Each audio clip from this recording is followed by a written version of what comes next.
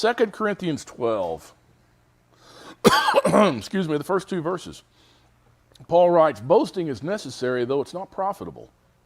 But I'll go on to visions and revelations of the Master. Excuse me. I know a man in Messiah who 14 years ago, whether in the body I do not know, or out of the body I do not know, Elohim knows, such a man was caught up to the third heaven. You ever read this before? You ever looked at this and wondered what the heck this is all about? You know, first of all, the events spoken of here from Paul have to be taken in context with the events of the previous chapter. He was speaking of the afflictions and the suffering for the cause of Messiah. Now, the consensus of Bible teachers is that Paul is talking about himself in the third person here as being caught up in the third heaven. To me, that'd be strange because this is the only place in his letters that he does it. I think he knew a guy personally. But regardless if it's him or someone else, that person was taken into probably the realm of Elohim that Paul referred to as the third heaven. Some people think the first heaven is the sky, the second heaven is the outer space, and third heaven is the realm of Elohim. But in my opinion, what this is a vision of a friend of Paul's. That's what it was. Verse 3. And I know how such a man, whether in body or apart from the body, I do not know. Elohim knows. So he's saying, I don't know if it's a vision or not. Was caught up into the paradise and heard inexpressible words which a man is not permitted to speak. On behalf of such a man will I boast, but on my own behalf I will not boast, except in regard to my weaknesses. So he talks about this man being taken up into paradise. This is, what would that be? What's paradise? Which people always think, well, that's where grandma and grandpa are, right? But that's not it. This is, once again, this is why I'm saying it's a vision. It's definitely a vision. What's meant by paradise? It's the same word used for we told the thief on the stake. He said, truly I tell you this day that you'll be with me in paradise. Well, what did that mean? At the resurrection. Okay? That's what he's having a vision of, is the resurrection. It's also in Revelation 2:7. He who has an ear, let him hear what the Spirit says to the assemblies. To him who overcomes, I will grant to eat of the tree of life, which is in the paradise of Elohim. Those 3 times, it's the same word. In 2 Corinthians, the thief, and here. Paul certainly makes this seem like it's not himself, and he's speaking of someone else in this verse. If the timing weren't so far off, 14 years before he wrote this letter, I would say he's talking about John in the Revelation. But everyone times the revelation of John 20 years or more after the death of Paul. So, I don't know. He's probably speaking of someone, though, he wrote about in one of those other 2 letters to the Corinthians that we're not privy to, and would probably explain it better. So, I don't know much more than that. Verse 6. For if I do wish to boast, I shall not be foolish, for I shall be speaking the truth. But I refrain from this, so that no one may credit me with more than he sees in me or hears from me. Paul was indulging in some boasting because some false teachers were bragging on themselves and degrading him and his experiences in his teaching. He doesn't want credit beyond what he's done or beyond what he suffered. Verses 7 through 9. And because of the surpassing greatness of the revelations, for this reason, to keep me from exalting myself, there was given me a thorn in the flesh, a messenger of Satan to buffet me, to keep me from exalting myself. Concerning this, I entreated the Master 3 times that it might depart from me. And he has said to me, my grace is sufficient for you, for power is perfected in weakness. Most gladly, therefore, I will rather boast about my weaknesses, that the power of Messiah may dwell in me. Okay, we don't know much about what Paul's thorn in the flesh was. All we know is that Elohim was not going to relieve him from whatever that was. And he says, thorn in the flesh. I wonder if it's a reference to the Pharisees and the problems they were causing. That's just my thought. Verses 10 and 11, therefore I am well content with weaknesses, with insults, with distresses, with persecutions, with difficulties. For Messiah's sake, for when I'm weak, then I'm strong. Well, who made him put up with weaknesses, insults, distresses, persecutions, and difficulties for Messiah's sake? Who was that? It was the Pharisees and those who followed him. He said, I've become foolish. You yourselves compelled me. Actually, I should have been commended by you. For in no respect was I inferior to the most eminent apostles, even though I am a nobody. Once again, he's talking about eminent apostles. Okay, a lot of times with Paul, think sarcasm. Okay, he's talking about the false teachers. Paul feels like he was compelled to foolishly boast on himself because they compelled him into it. The Corinthians were being swayed by these false teachers. And they had a bad message, they had false credentials, and they were following these guys. Verses 12 and 13. The signs of a true apostle were performed among you with all perseverance by signs and wonders and miracles. For in what respect were you treated as inferior to the rest of the assemblies, except that I myself did not become a burden to you? Forgive me, this is wrong. So Paul performed miracles there. He had signs and wonders, and why did that happen? Why did he have signs and miracles and wonders? Why was he able to do it? Why? Isn't the message good enough? It authenticated the message. It authenticated the message. That's what it did. It authenticated his message. That's why the apostles were able to do that. Okay? It authenticated the message. And what was the message? For the kingdom of heaven is at hand. Repent, for the kingdom of heaven is at hand. Well, how do I know the kingdom's here? The lame are walking? Yeah. The blind can see. The deaf can hear. Why can't we do that today? Does he not want to authenticate that message today?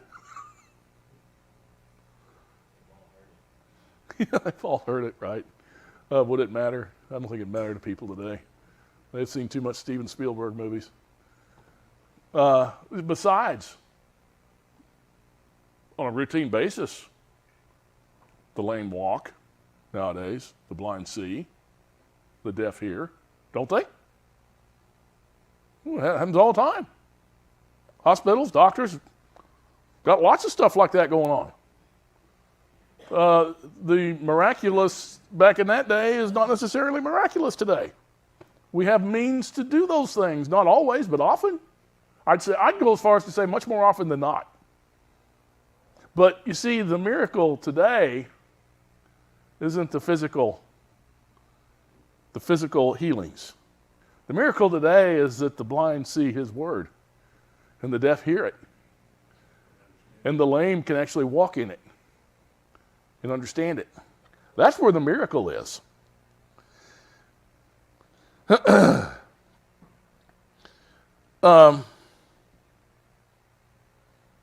Verse 13, for in what respect were you treated as inferior to the rest of the assemblies, except that I myself did not become a burden to you? Forgive me, this is wrong.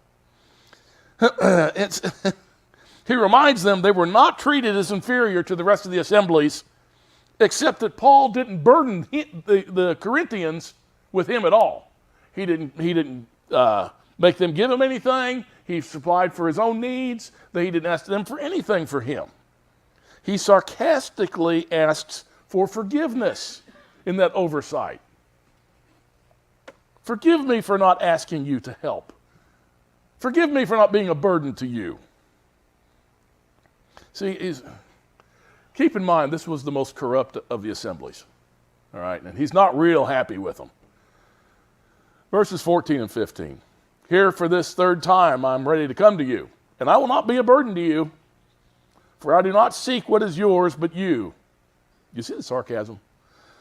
For children are not responsible to save up for their parents, but parents for their children. And I will most gladly spend and be expended for your souls. If I love you the more, am I to be loved the less? Well, Paul uses a brash understanding of a sound Torah principle that a father should save up for his children, okay, and not vice versa. Deuteronomy 21, verses 15 through 17, if a man has two wives, the one loved and the other unloved, both the loved and the unloved have borne him sons. If the firstborn son belongs to the unloved, then it shall be in the day he wills what he has to his sons. He can't make the son of the loved the firstborn before the son of the unloved, who is the firstborn. But he shall acknowledge the firstborn, the son of the unloved, by giving him a double portion of what he has. For he's the beginning of his strength. To him belongs the right of the firstborn. So Torah talks about willing things to your children. In Proverbs 13:22, a good man leaves an inheritance to his children's children, and the wealth of the sinner is stored up for the righteous. Proverbs 19:14, house and wealth are an inheritance from fathers, but a prudent wife is from Yahweh. So I say he's using a drash here, which means a metaphor. He's saying, I don't want you to provide for me. I'm essentially the father, you're my children. I'm going to leave things with you. And he's still being just a tad bit sarcastic. Verse 16, but be that as it may, I did not burden you myself. Nevertheless, crafty fellow that I am, I took you in by deceit. Certainly I have not taken advantage of you through any of those whom I've sent to you, have I? Sarcasm, once again. He calls himself crafty. The Corinthians knew Paul did not take advantage of them. And those he did send did not take advantage of them.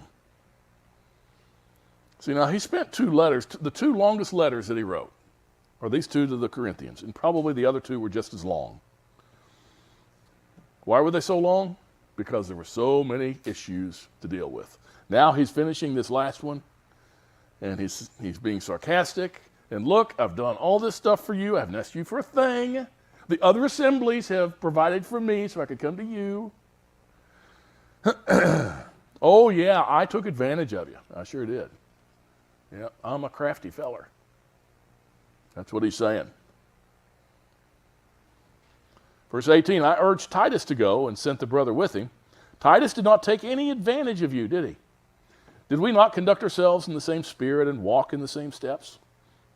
All this time you've been thinking that we are defending ourselves to you. Actually, it's in the sight of Elohim that we've been speaking in Messiah, and all for your upbuilding, beloved. Paul says that he and his friends have not been defending themselves so much as speaking in Messiah for their edification. Now, why does he have to defend himself, at least to any degree? Because the false teachers were there telling the Corinthians that this guy's a liar, he's a cheat. I taught him everything he knew. Okay, and he says, didn't I bring the signs and wonders and showed you? Did I take anything from you? Did I ask for anything from you? I'll bet you they passed the collection plate when they came, didn't they? I'll bet they did. Bet they did. Not going to answer me, are you? Uh-huh. That's what I thought. I didn't do that. Verse 20. For I am afraid that perhaps when I come, I may find you to be not what I wish, and may be found by you to not be what you wish, that perhaps there may be strife, jealousy, angry tempers, disputes, slanders, gossip, arrogance, disturbances. That's what his letters have been about. I'm afraid that when I come again, my Elohim may humiliate me before you, and I may mourn over many of those who have sinned in the past and not repented of the impurity, immorality, and sensuality which they practiced. Paul fears he's going to find them in strife again with their little disputes, their arrogances, other unseemly situations. He's afraid they will not have repented from it. Says, I love the way they'll translate the Brit Hadashah. Impurity. What does that mean? Dirty water? An unmade bed? What is impurity? It's uncleanness. That's what the word translates, uncleanness. He says, I'm afraid that you haven't repented of the uncleanness and the immorality and sensuality. You've been practicing it. I know you have. Chapter 13, verse 1. This is the third time I'm coming to you. Every fact is to be confirmed by the testimony of 2 or 3 witnesses. So this is going to be his third visit there to the Corinthians. The reason being that their conduct must be determined by this third time. He uses Torah to determine the truth of the behavior of this particular assembly. The matter is to be established by 2 or 3 witnesses, which is him going to witness it a third time. In Numbers 35:30, if anyone kills a person, the murderer shall be put to death at the evidence of witnesses, but no person shall be put to death on the testimony of 1 witness. Deuteronomy 17:6, on the evidence of 2 witnesses or 3 witnesses, he who is to die shall be put to death. He shall not be put to death on the evidence of 1 witness. And lastly, the clearest one, Deuteronomy 19:15, a single witness shall not rise up against a man on account of any iniquity or sin which he's committed. On the evidences of 2 or 3 witnesses, a matter shall be confirmed. Going back to 2 Corinthians 13, verses 2 and 3. I previously said when present the second time, and though now absent, I say in advance to those who have sinned in the past and to all the rest as well, that if I come again, I will not spare anyone. Since you're seeking for proof of the Messiah who speaks in me and who is not weak toward you, but mighty in you. So Paul is going to rebuke anyone in defense of Torah. He goes on to say, if they're seeking proof of the Messiah, you want proof of the Messiah? How have you been acting? How have you been acting? Have you been acting like him? If so, then his breath, the breath of the Father is within you, and there's your proof. If not, you don't have any. There is no proof for you. Verse 4, for indeed he was crucified because of weakness, yet he lives because of the power of Elohim, for we also are weak in him. Yet we shall live with him because of the power of Elohim directed toward you. Test yourselves to see if you are in faithfulness. Examine yourselves. Or do you not recognize this about yourselves, that Yeshua Messiah is in you unless you indeed fail the test? What test is he talking about? He's talking about the test of the conduct of their lives. That's the test he's talking about. Are they walking according to the Torah or not? That's the test. Psalm 26, the first 3 verses. Vindicate me, O Yahweh, for I have walked in my integrity, and I have trusted in Yahweh without wavering. Examine me, O Yahweh, and try me, and test my mind and my heart, for your loving kindness is before my eyes, and I have walked in your truth. Psalm 119, verses 59 and 60. I considered my ways and turned my feet to your testimonies. I hastened and did not delay to keep your commandments. Ezekiel 18, verses 27 and 28. Again, when a wicked man turns away from his wickedness, which he's committed, and practices justice and righteousness, he will save his life, because he considered and turned away from all his transgressions which he had committed. He shall surely live, he shall not die. So that's what Paul's telling them. Test yourself. Because when I get there, I'm going to. That's what he's saying. Verse 6, but I trust that you will realize that we ourselves do not fail the test.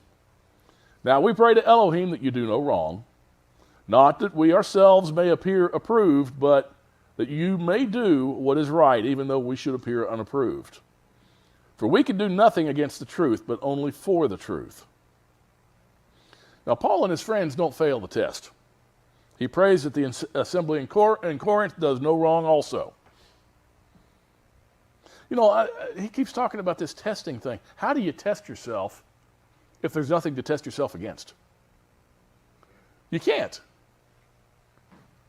You can't. Verses 9 and 10, for we rejoice when we ourselves are weak, but you are strong. This we also pray for, that you may be made complete. For this reason I'm writing these things while absent, in order that when present I may not use severity, in accordance with the authority which the Master gave me, for building up and not for tearing down. He's writing in this fashion so that he doesn't have to be quite so harsh when he gets there. Okay? He's being sarcastic. He is blasting them for not changing. And he's doing it in the letter now so that when he gets there, he can be nice. Okay? When he gets there, what he wants to do is build them up instead of yell at them. That's what he wants to do. So he writes a yelling letter. Very loud. Finally, brethren, rejoice. This is the thing, too, and I've heard people try and teach on 2 Corinthians, and they don't want to make Paul look like he's coming across as mean or whatever, but he's a very intelligent man. He's very good at sarcasm, okay? Very sarcastic individual when need be.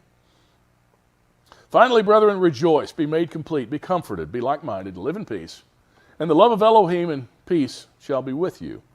Greet one another with a holy kiss. All the saints greet you. The grace of our Master Yeshua Messiah and the love of Elohim and the fellowship of the Holy Spirit be with you all. So Paul wishes the blessings of grace, love, and fellowship upon all of them.